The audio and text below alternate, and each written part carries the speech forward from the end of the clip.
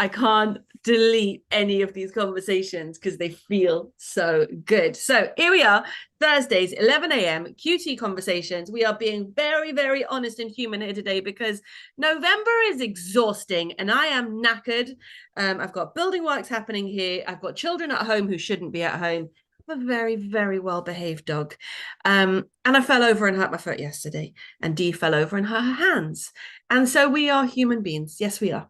And that's just fine. That is how we show up as professionals. I've been talking with Odette a lot about what it means to be safe, skilled, and supported, and how powerful that is as a concept. And this is all of those things in this room. There's safety for asking questions and sharing thoughts, and being vulnerable. There's skill in terms of the thinking that we push forward together. And there's the supportiveness that happens in the room and outside the room, because the people here help each other every single day. And sometimes some of our members say to me, it's a lifeline. I don't actually engage that much, but just seeing the pings, seeing the conversation, knowing it's there makes me feel less lonely. So for all of those reasons, what we're doing here is pretty fluming awesome. And today the conversation is, well, you know that my book, which is to my left hand, to my right hand and behind me, Love Tutoring, Be the Tutor Your Student Needs, which is highly practical, engaging, beautifully laid out, and a fantastic read that made Georgina cry recently. It won't make you all cry, just Georgina. She's a sap.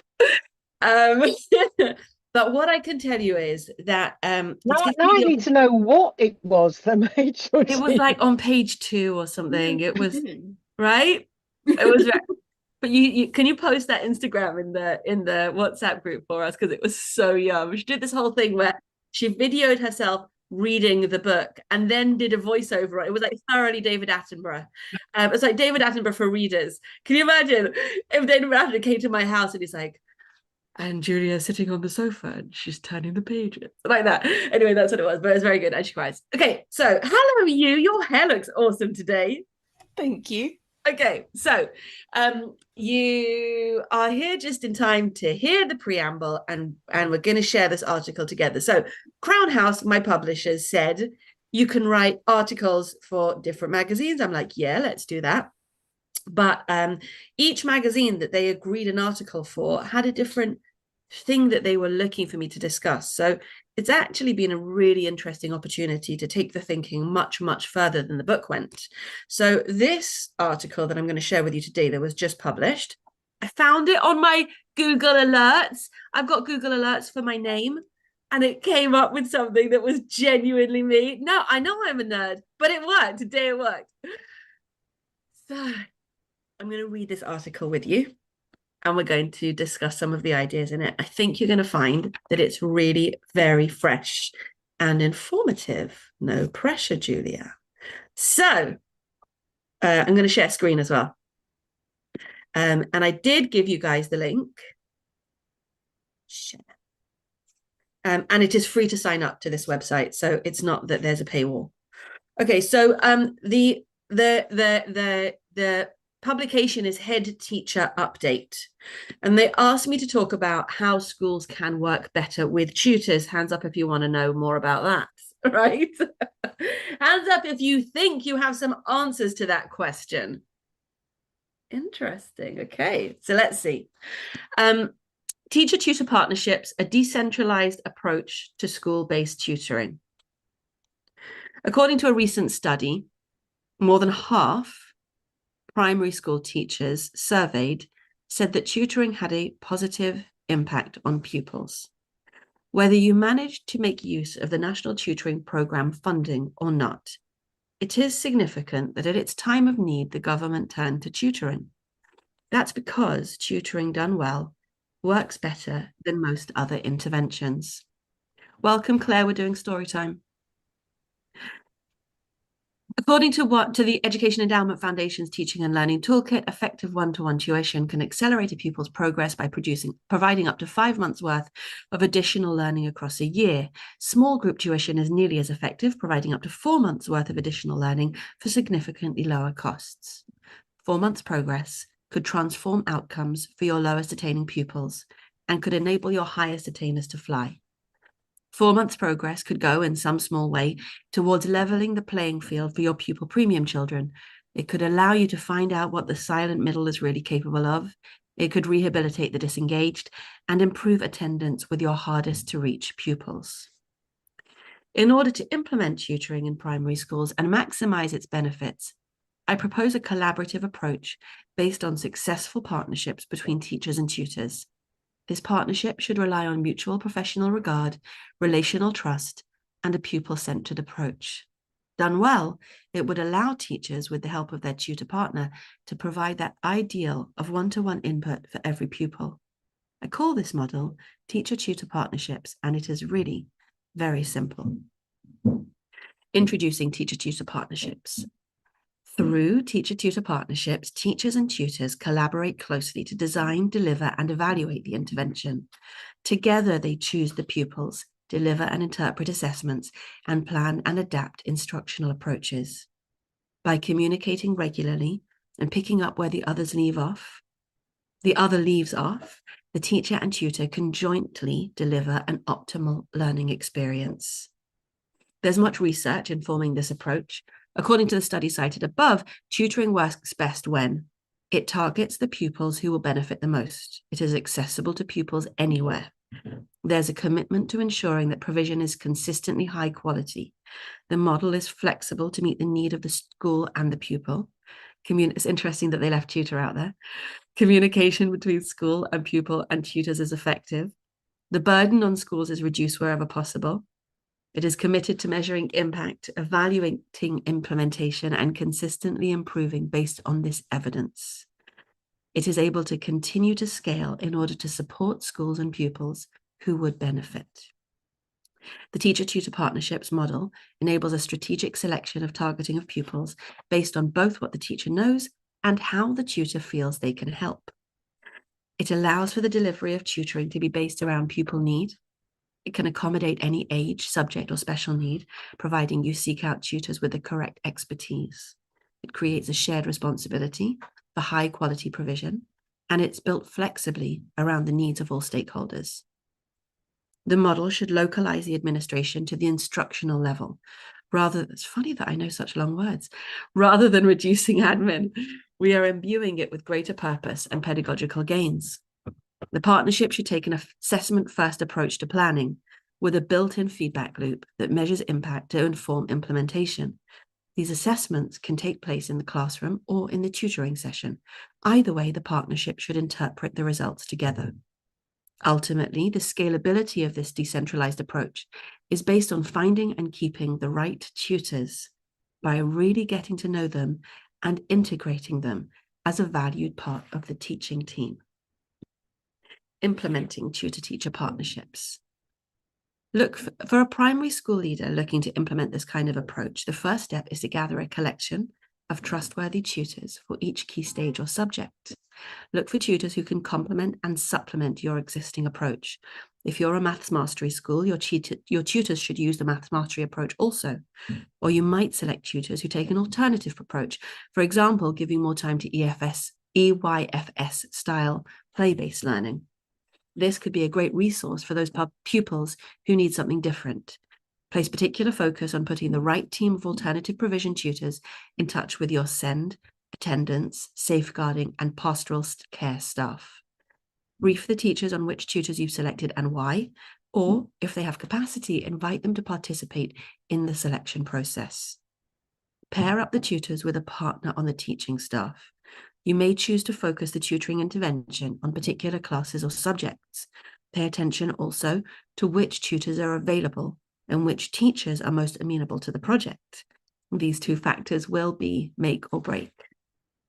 Each teacher-tutor partnership will propose which pupils they would like to put forward for tutoring and what format the intervention should take.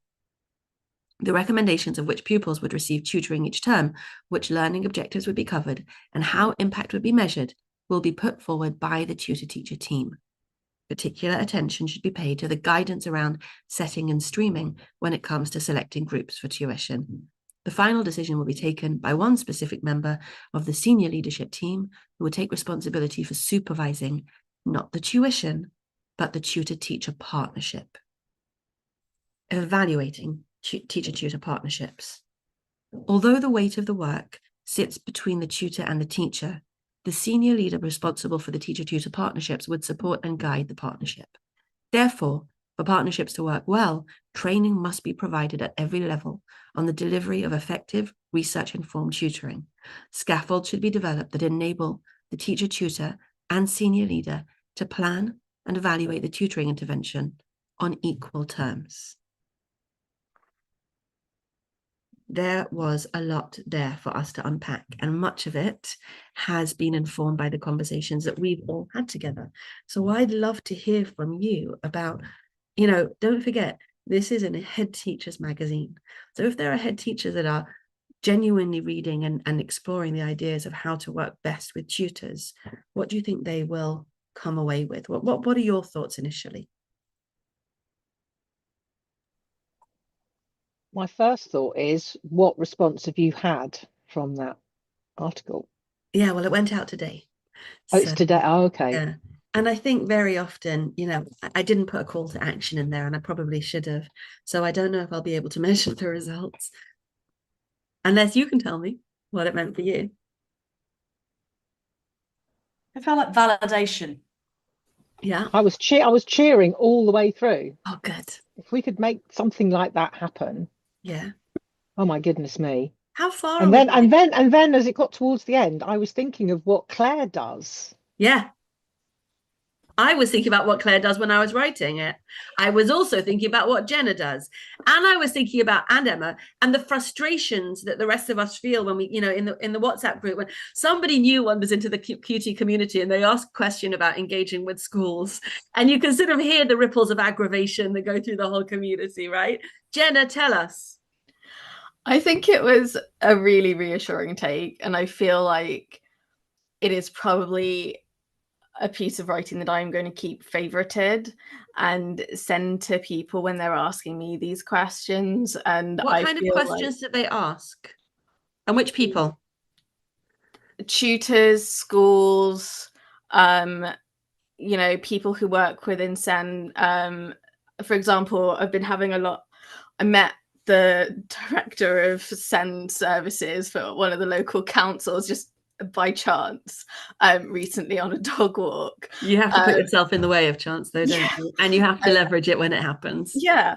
And it kind of even just like a brief chat made me think that it felt like it had echoes of conversations I've had when I've gone for my DSL update training with the local council, when everyone there is primarily from schools, and it's the same questions, it's the same frustrations, and so often it's the same frustrations that we as tutors have, and the things that we're like, oh my god, just work with us, stop icing us out, kind of thing. And then but we can't have them in, we don't and I feel like you've just put a lot of that into really a well-worded kind of thing that says, no, just do the thing that you want to do, be the nurturing educator that you want to be that team that you want to be. Tutors are not a competition. We're here to support the young person in all of these different ways. Just to me, I work in very, very multidisciplinary teams, and it's what I curate is I work within a team where we've got therapists, we've got OTs, we've got for people who aren't aware, OTs are occupational therapists, SALT, speech and language therapists. We've even got EPs, educational psychologists on the team and stuff. Yeah, now hold on a second. I just want to help Mohsin. Mohsin, I've given you the link to the article that we're discussing. It's free to sign up. So if you just want to catch up by reading the article, then we'll hear what your thoughts are when you're ready. Go ahead, Jenna, sorry. And I feel like sometimes, and I mean this is changing more and more, and the more that I think I just start ranting at people and it's the same rants that they're having internally, but I'm not anywhere near as eloquent as you in saying it in the right way. And I know that sometimes, I mean, it's something that we've talked about before, right? I'm so passionate about it that I can get a little bit almost, it's not quite aggressive, but it's aggressive in my enthusiasm. And I feel like it's that thing of blurting, isn't it? Yeah. Right. But that's a really important point, because in order for us to be able to get the message across to schools, It has to be spoken in a language that they can hear and delivered through a vehicle like a head teacher's magazine that they are willing to access. And that already is a massive sea change. Would you agree? Absolutely. And it's like another piece. I really don't want to say piece of the puzzle, and that wasn't the direction I was going in, but like it's another. I can't remember what the first half of the metaphor or common saying is. But like it's another chink in the armor or like piece in the arsenal, We whatever don't it is. need no. Someone else dive in. I just say I thought it was really nice that that message came from a head teacher who also knows the world of tutoring very well, because it's very difficult, I've found, to bring the two things together. You've already said pretty much what the problem is, that there's no way for a teacher to know whether or not a tutor is good from their position, and they don't really have the time to find out how. They need someone to tell them, this is a good tutor who's going to deliver what you need. Go work with them and they'll work out what you need. But they don't have time to do that, or to even know that that is possible. So that needs to be facilitated by somebody. And the only option that was ever made available for them was facilitated by the government. And I'm not going to say anything else about that. Okay, but let's hold on to that for a second. So you're focusing on that senior leader who would be the liaison. And for me, what, and you know how these things sort of develop as you write them, and that's why it's better to write them than to blurt them, because I'm too passionate when I talk about it. And that's why this was helpful. But that idea that the senior leader isn't evaluating the tutoring, they're evaluating the partnership. I think that was quite powerful. Rosanna, what are your thoughts? That stood out to me a lot as well, actually, because it's about that collaboration. I think that was a theme throughout the article, actually, this idea that there needs to be more collaboration between all the parties involved, actually, the tutors and the pupils and, the school staff and everything. And I like the idea that you've already, my impression of it is that you've already got to the point where the tutor's qualified enough to be doing that. So you don't need to constantly supervise what the tutor's doing. You have to kind of, at that point, trust that they know what they're doing and they are working in the best interest of the pupil and collaborating with the school. So that was kind of my impression. I don't know what your intention was behind writing it. And I think that's a really, really powerful point, that there has to be some sort of baseline before judgments and assumptions. And that's why I'm so passionate about the level 7 and even the level 3, that for somebody who doesn't have a teaching qualification, the level 3 is at least a foothold that helps you go further. But these are languages that school understands. Exactly. You need to give them shorthands, because we're all overwhelmed. There's no, like Dee was saying as well, and others in the group, like there's not enough time necessarily for teachers to be thinking about everything in such detail, because there already are so much pressures. And you could apply the same to a lot of tutors as well, who are trying to juggle lots of different clients and being self-employed a lot of the time as well, which has its own challenges. So I really like that side of it, because maybe this is more of a personal thing, but I can't stand being micromanaged. It really gives me the ick, for want of a better word. And I think if I was in a situation where I was being micromanaged, I think that would put me off having this kind of collaborative partnership. But the idea that the relationship is supervised, I think that works so much better for everybody involved, actually. Yeah, it's so helpful, that point about micromanage. I think everyone in this room is here specifically because we hate being micromanaged, and that we know we can do so much more if we don't have somebody overseeing small details. But I also think that no, I've lost what I thought. Claire, what do you think? I won't lie, I'm not firing on all cylinders this morning. That's where we started, Claire. None of us are. She's only here because apparently I bullied her into coming. Thank you. I got the messages. I got the messages to prove it. Thank you. I'm going to take a screenshot whilst everyone's here, because Dee's just reminded me how precious this is. Okay, done. Yeah, I won't lie, I haven't read the article, and when you were reading it out then I wasn't taking any of it in, so I'm probably not the best person to answer any questions. Okay. No, that's totally awesome. Do you know, I went to my writing class yesterday and I said, I'm unprepared, but I'm here. Yeah. No, I went out to see The Lion King last night, and then the trains were up the spout and I didn't get home till gone 1 a.m. Oh, wow. And then I was up early, so I'm just kind of like, I'm here, but I'm not here. I'm enjoying all your lovely faces. Good. Did you sit in the stalls? Yes. Did the puppets go past you? Yeah, no, it's the third time I've Best seen it, bit. so it was The it was, best. the third. I love the birds. Those are my Yeah, favorite no, it's on the brilliant. runs. Can I Anyway. can I throw a question out there? Was it about the Lion King or about tutoring? I have two questions. Firstly, if I turn up to a tutoring session and say I'm not prepared, but I'm here, would that be okay to say? I'm Oh, kidding. so no. Yes, and I was the learner in that context, and I was just being honest about what I could manage that day, and maybe I do it sometimes if you deliver. because Depends on the particularly if student. I want Modelling. my older students, my year 11s, I have my books there and I'm like, right, what are we doing today? So it's not I did have to Google something yesterday. I think what Jenna's just given us a really helpful catch-all. She called it modeling, which means if we're gentle with ourselves, we're helping our students to be gentle too. But I did have a genuine question about kind of something that occurred to me, because I don't have any contact directly with school.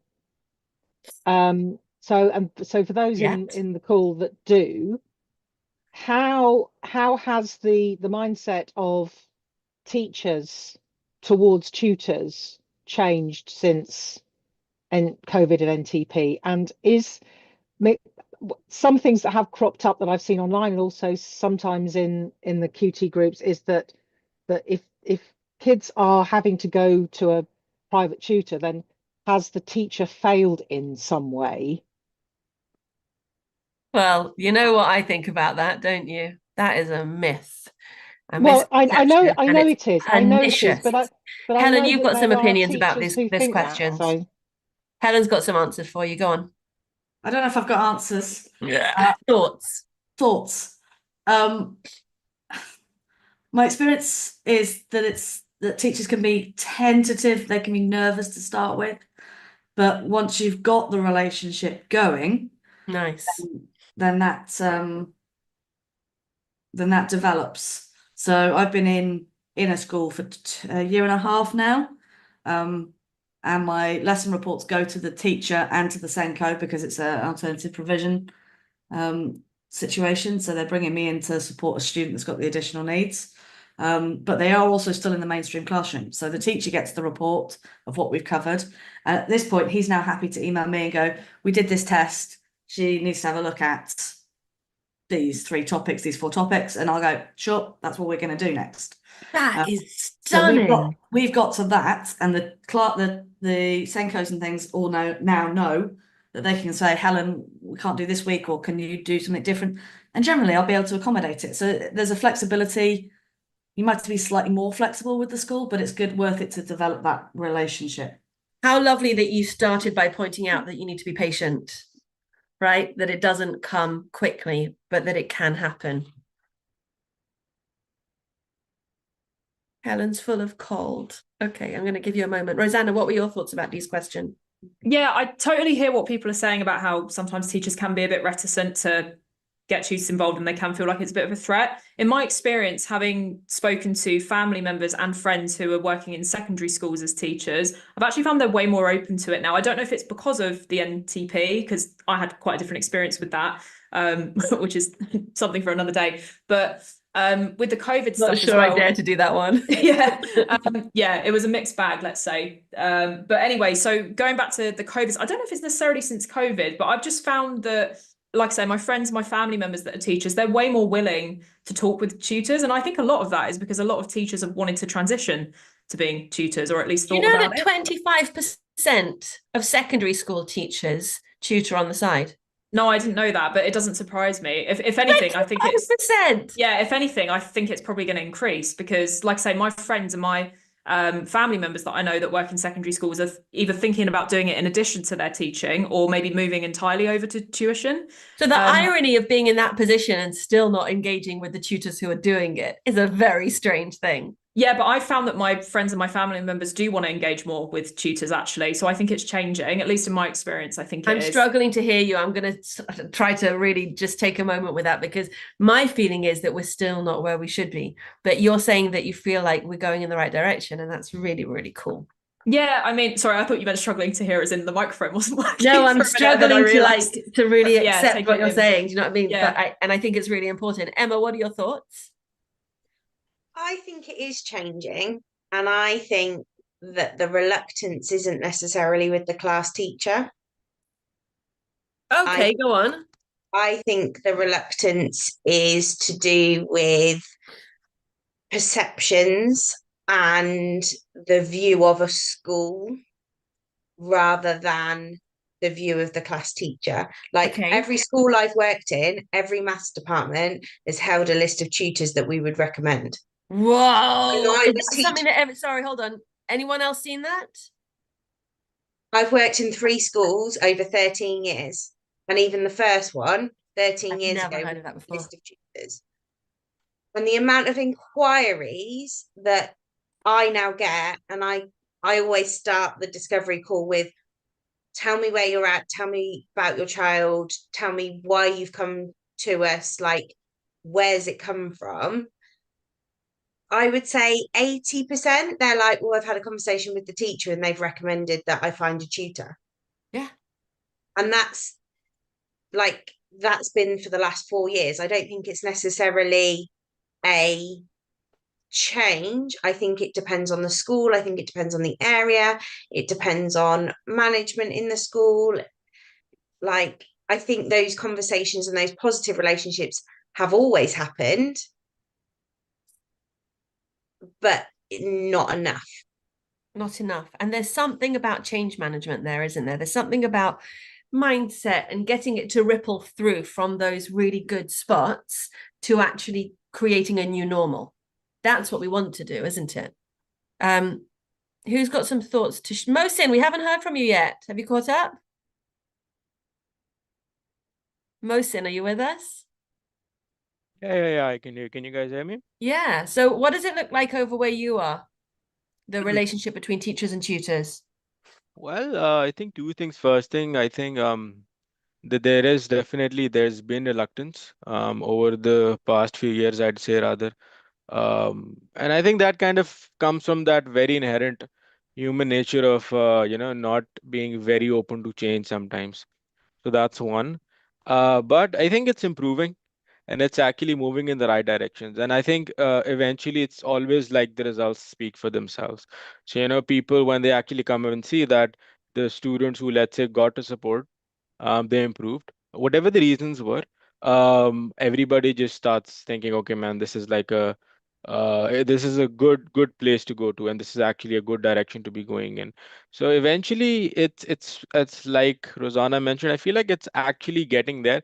Maybe not exactly where it should be, but I feel like it is gonna eventually get there, hopefully.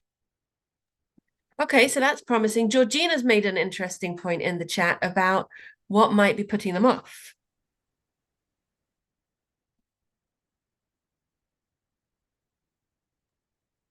I spoke to a parent about that this week because as soon as she said, I'm going to contact the school teacher and ask them to tell me what we should cover.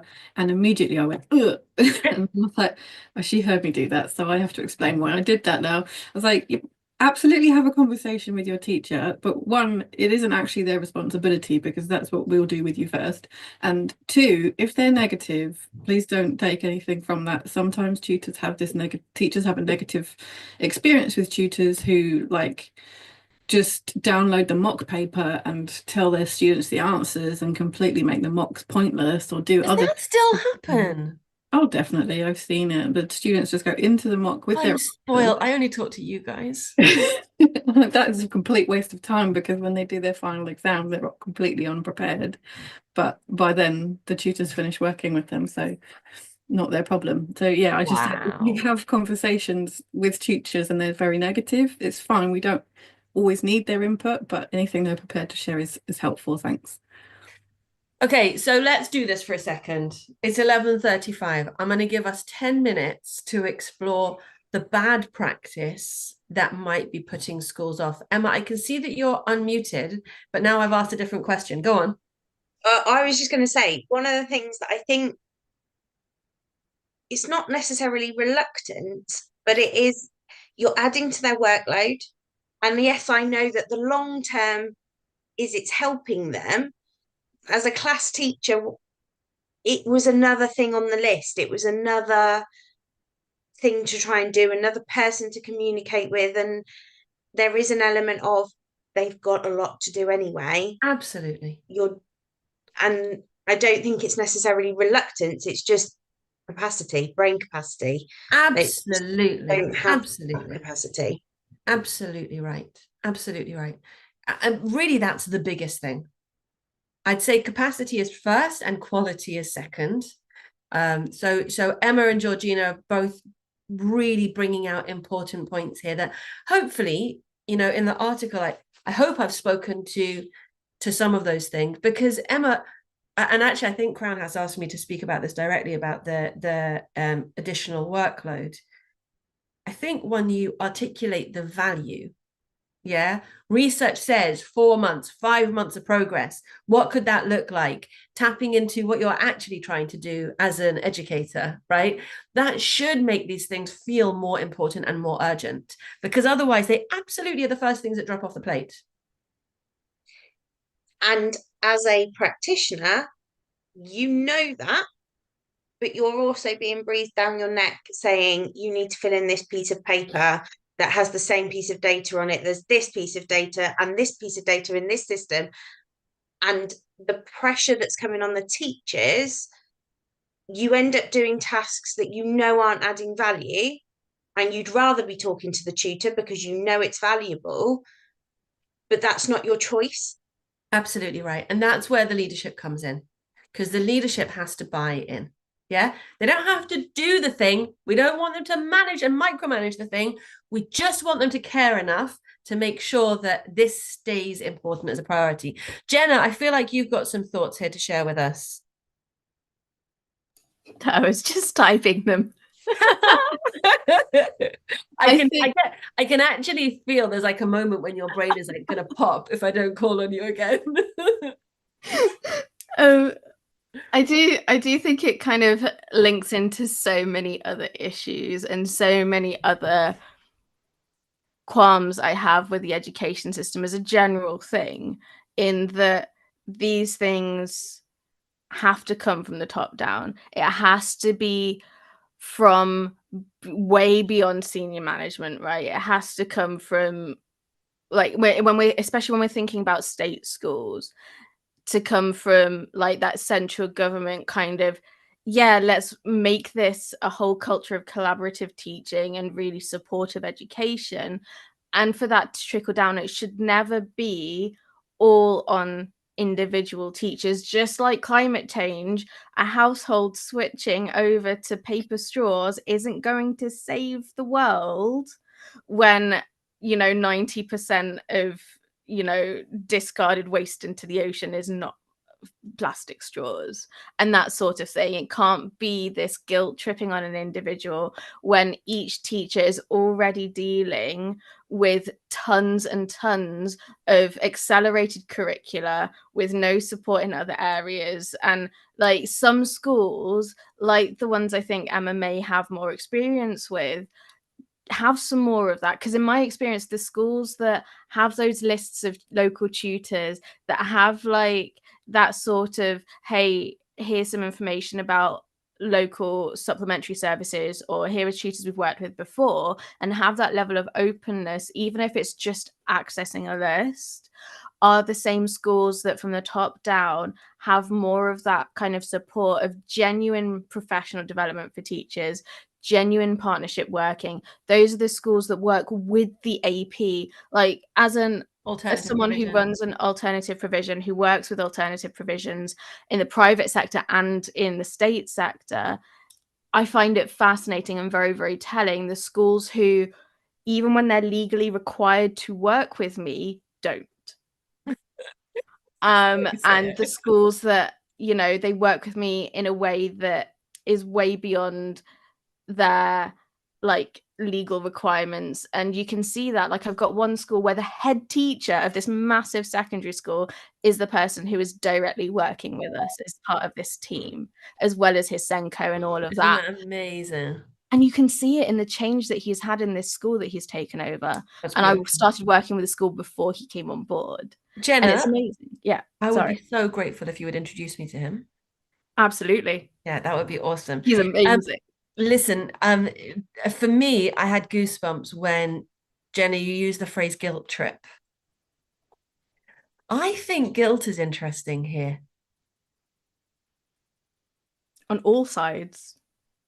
But the teacher's feeling guilty about not having nailed it, and feeling, because the message always is, it's always down to the teacher. It's too much. It's too much. And behind guilt sits shame. And the go-to response of shame is shutting down, which kills a partnership, which kills the opportunity to bring good people in. Cans of worms. Okay, we've got 4 minutes left of the negative stuff. Claire's just mentioned in the chat, Rosanna, I'm coming to you. Claire's just mentioned in the chat. I didn't mean to unmute, but you can if you want. Okay, love, thanks. Claire, you said about just getting eyes on a mock paper would be helpful. Do you mean once the student has completed the mock paper, you want to see what they've done? Helen, look, hold on to your head. Yeah, so like, because my year sixes, for example, obviously doing death by SATs paper at the moment. Yeah, that's status. Yeah, it's actually a medical term. Yeah, one of my students got 4 on a reasoning paper. She's really struggling, and I thought, well, that's really bad even for her. But I can't see the paper. Well, I probably could actually, but it's not that easy. They didn't give the papers to the kids to take home, which from a parent side of thing as well, I had that with my boys when they were younger. They would bring the paper home, and now my youngest child even now says, "Can I have my paper? Because my mum will want to see it." Are you that, Mum? Are you? Yeah, but he does normally say she's a maths tutor, and then the maths teacher goes, "Oh," or she goes, "Oh, yeah." But also, I mean, someone put about photographs. You know, they're not allowed their phones in school. So one of my year 11s, love her, she wasn't allowed to bring her mock test paper home, and I just managed to get, I don't know how, under the desk or whatever, this string of blurry photographs where I had to squint at the questions. And she, of all the ones that, like someone said in the chat, what a wonderful reason for breaking the rule. I love the ones that she wanted to talk about. And she's really not a rule breaker, but those photos were coming to me because she wanted to share. But it's hard, but to see a paper and to see what comes back. It's not that we're asking to see something that isn't available, and we're not asking to see it ahead of time. Though I guess if they use the same paper for repetitive years, then you know what it really is. Yeah, there's a lot of that. Their desks are a mess. Well, that too. That's all. Can I have a copy of the paper? Blimey, that's going to take me 20 minutes to find. That's all. So there's the one that I sometimes coming to you. Get to see. They do a DIRT form. I can't remember what DIRT stands for. I'm sure somebody can tell me. Dedicated. No, it's a feedback moment. It's a feedback moment. It's making use of feedback. So basically it's a page, and it tells me that question 1 was the topic on this. Yes. Question 2 was this, 3 was this, 4 was that, and so forth, for however many questions there were on that paper, that test, whatever it is. And I get the grade, so they send that over to me and they give it to the student. So these are the topics, this is how many marks you got on that particular question. So at least they can see, okay, I got no marks on the probability question. Okay, that means Helen's going to go do probability with me. So even that little piece of information, I don't necessarily, the benefits of seeing the whole paper are going, well, you've just added instead of subtracted there. Because that's an annoying mistake that regularly gets made. I just asked a question, sorry. Now that I'm seeing directed improvement and reflection time. Thank you. Which part of school isn't that?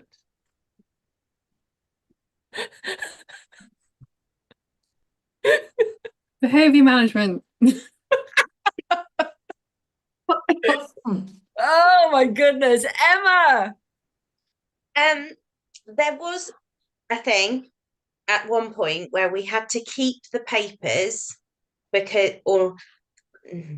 there is there's an ongoing thing where we have to keep the original papers in case they don't make it to the exam.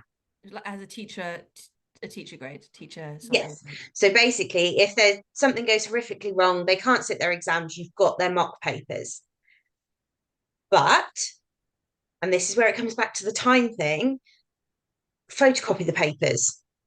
Let the kids take photos of the papers. Technology could help at this point. Like, they're asking kids to improve on their grade. Oh, but you're not allowed to see what you did the first time. So you're not allowed to see where you went wrong or how to improve it. And if it's been marked properly, all the feedback's on the paper. You can see exactly where those marks have been dropped. Yes. You dropped the mark here. The step that you didn't do was to round it to how many decimal places. Or you write on it the next step and then get them to finish it or whatever. When I was a class teacher, after every mock, I would mark it. I'd write SM for those questions where they'd got silly mistakes, and you know this topic. So when you get your rag sheet, which is what we used to call those forms Helen was talking about, amber, green, a rag sheet. So wherever I've written SM and you've got a red category, change it, because it's not red. It might be amber, but it's not red. You've just made a silly mistake. Or I'd get the kids, by the time they've done their silly mistake. Very nice. So by the time they got to their third mark, I didn't write SM anymore. They wrote it. And you're training them to look at their own work, evaluate it, move on. But if they can't have the paper, they can't do that. Sorry. That, my darling, is powerful feedback. And blimey, look at the good practice and the passion in this room. And if nothing else, if a teacher or a head teacher is listening to this conversation and listening to how much good practice and thinking is sitting behind it, that is an absolute credit to the profession. Georgina? I mean, maybe this is my 50% robot brain, but it does seem a little bit stupid that it's 2024 and students can't get information about their grades because teachers don't have time to go through all of this paper and put that information on the computer to send it to the people that are interested, when at the end of the year, the entire country can get their grades sent to them. Obviously, we need digital exams, really, because then they could have that feedback as soon as they'd finished the exam and the teacher wouldn't have to do any additional work. But then when will we get to practice our handwriting? And what would happen to all the people who sell pens?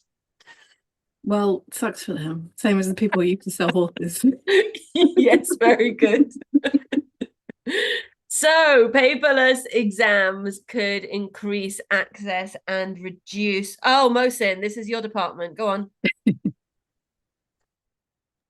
I agree with that. I think as much as I am a very paper friendly person, if I could literally show you the number of papers I have on my table, you'd probably be surprised. But yeah, I agree with that. I think if I would touch on the basic idea of having teachers to your private tutor and your teacher partnership, I think if you can at least make sure that you're documenting everything, maybe digitally somehow, one way or the other, from day one onwards. Even if a new tutor, whenever he or she comes in, they can just probably observe and see, okay, this kid is good at this, bad as this, so on and so forth. Gives you a good idea to, actually take it from there onwards. And on the note of course, not getting exam papers back, that is something I've struggled a lot with as well with my students. I'm like, they're like, okay, we got a higher 5. The teacher said you did this. And I'm like, okay, can we get to see that? I mean, let's improve. That's what you got to do. So they're like, we just allowed to see it once, but are not allowed to take pictures. Doesn't make sense to me. I have no clue why that happens, to be honest. Because even in my time, I actually kind of used to fight. I want to get my exam paper back. And they used to be like, okay, we're not going to give it to you because then you're going to say, why did I lose a mark here and there? So, they're like, no. So I had that a thing with me, to be honest. So doesn't make sense to me, I think. Yours is not to question. That's another thing, right? I've got a student, she's year 10, and the kids, if the kids query the marking on the paper, yes, and if the teacher and the kids end up getting punished, they actually get marks taken off. additional marks taken up, that they are, and the teacher's attitude is so negative that the kids will not query the way that their papers are being marked. They are so terrified of what the teacher might do. Right. So there's two things there. Of course, that's really arcane. It's, that's Victorian, right? But at the same time, sitting behind that is safe, skilled, and supported. Because really, the teacher doesn't want to be challenged because they feel threatened. And that is all of those things. The teacher doesn't feel safe. The teacher doesn't trust their own skill level. The teacher doesn't dare look it up on Google in the middle of a session, right? And the teacher doesn't have support around them to say it's okay, you can be a human being. Jenna, your emphatic note in the chat makes me need to call on you next, because when you're saying louder for those at the back, I feel like you want to sum up. Hit it. You can't teach a student in isolation. You cannot support someone in isolation, in an isolated setting, in an isolated environment, in isolation by yourself, by themselves, in repetition. It doesn't work, and it's not what people are. We need to be able to, it's one of the reasons why I tutor the way that I do, that I work really, really hard to integrate what I do into the rest of a young person's life.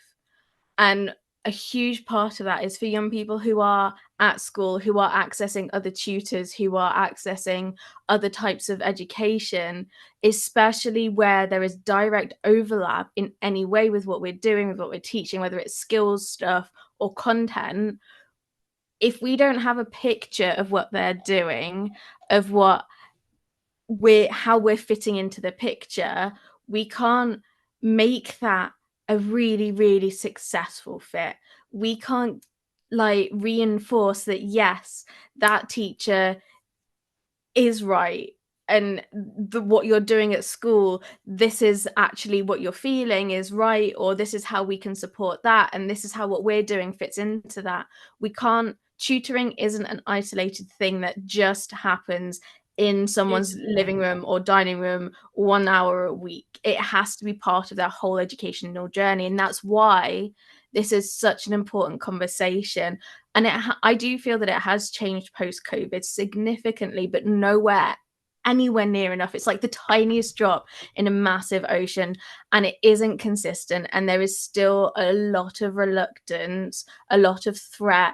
And I think that comes again from that top down, that it's coming from the top, that are saying if you were a good enough teacher, your students wouldn't need a tutor. That isn't true, because that can never be true. It doesn't matter how good of a classroom teacher you are. It doesn't matter whether you got 3 students or 30. That student needs variety. You need different input. You need a team. And for a team to work together, it's like going to the GP versus a specialist in a different trust who has none of your notes, has no access to anything but this tiny snippet that your GP has given them for your specialist referral, and they have no idea. They cannot treat you with so little information. Yes, they can throw everything at you, but you need that whole person. There's a rugby school's tagline is whole person, whole point.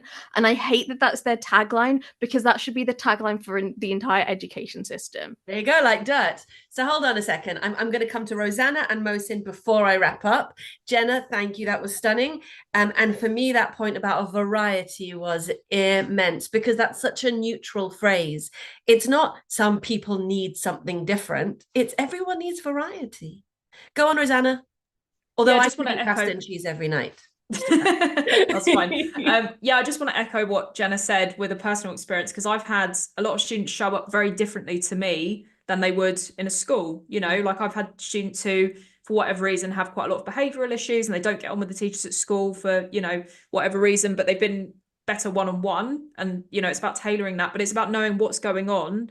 And it's really hard to have that. I think it's about transparency for everybody involved. And what I found as well, because I'm on a lot of Facebook groups with teachers, I find they're very willing to talk to each other about, I need a bit of help marking this. Don't know if there's as much of that with talking to tutors about that. I mean, I could be wrong, But yeah, they do seem to sort of be quite happy to be, I think, like vulnerable, to use that word, and say, actually, I need a second opinion on this, especially for the subjects that I tutor, like English, history, philosophy. It's all essay based, and a lot of it can be quite subjective. And they'll say, I really don't know if I'm marking this correctly. So it's quite nice to see that, because it takes away that pressure that they might have to, you know, be perfect for everyone. And again, to echo what Janice said, you could be the best teacher in the world, but you're not going to be able to get every single student the top grade or get them exactly where they need to go. And knowing that you need a bit of help, I actually think makes you a better teacher, to acknowledge that, rather than put pressure on yourself to. And it's not just pressure on yourself, like there are external things that put pressure on you as well, of course, as a teacher, but actually acknowledging that sometimes it is important to get help. I think, I think that's a real strength. Oh, so beautiful. And really, you've set my mind in so many different directions.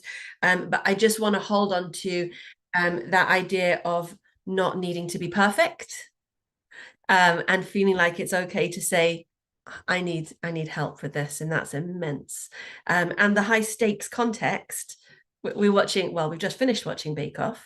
Bake Off! Don't tell them, no spoilers, no spoilers. But my kids watch Bake Off, and they love it because they say it's high stakes, low stakes. Like, on the one hand, it makes everything feel very exciting, but really it's just a cake, you know. And this is high stakes. It's high stakes for the teacher, all that pressure and the importance of education sitting behind it. And for the tutor, you've got that additional point of, I'm paid based on how seriously you take me, right? So that just ramps it all up. But yeah, Bake Off. Mohsin, go for it. Well, I think the first point I really wanted to mention, Rosanna just did that. I think if you kind of kill the whole purpose of education or being an educator, or being a learner or making someone learn, if you stop accepting the fact that you obviously are not everywhere all the time. I mean, you have some flaws and you got to improve.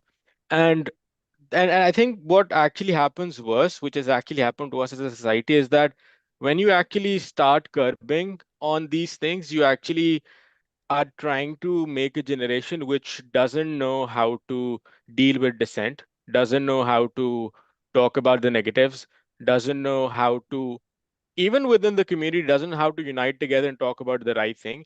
Everybody just wants to picture themselves as, those perfect guys or girls or whatever. And so it just kind of takes away the whole purpose of being an educator. Because at least from what I can recall, I could be wrong, but I think one of the biggest reasons I understood that I got to learn something was because I don't know that.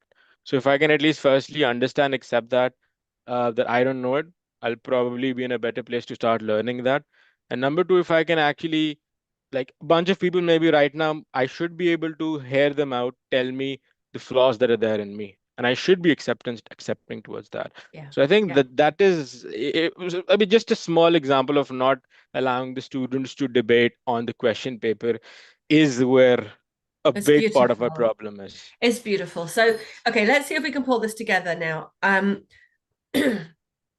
We've spoken about the Jenny, you just used the phrase in the chat of ecosystem, a learning ecosystem. Yeah, that's a paradigm shift, because we think that all learning happens inside school. Yeah, so then we talk about lifelong learning, which means it doesn't end at school. But what we're talking about here is spilling beyond the school walls, right? We're talking about the learning that happens in a tutoring session. And I can tell you for sure that Georgina's students are affected way beyond the hour of her session.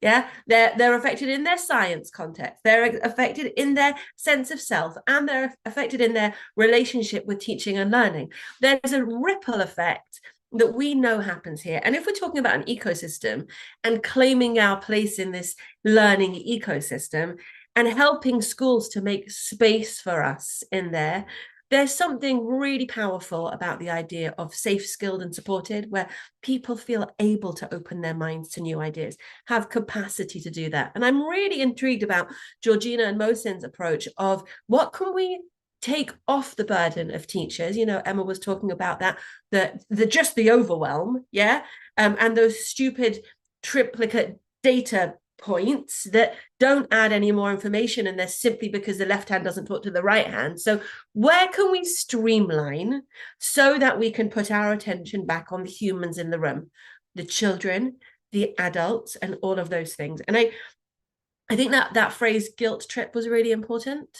And I also am thinking about, and I think it was something that Dee said that made me think about power struggles, that there seems to be a real sense of, don't challenge me because my power is based on my authority. Whereas we in this room, who see ourselves as facilitators and coaches, as well as educators, we know that our authority and our power actually comes from our ability to ask questions, to be curious, to be generous, to be reflective. And that role is, I would actually say, low stakes, high stakes, because that puts us in the position to be able to ask a question, to be wrong, to be vulnerable, to have a crap November, but also to make immense change in this world.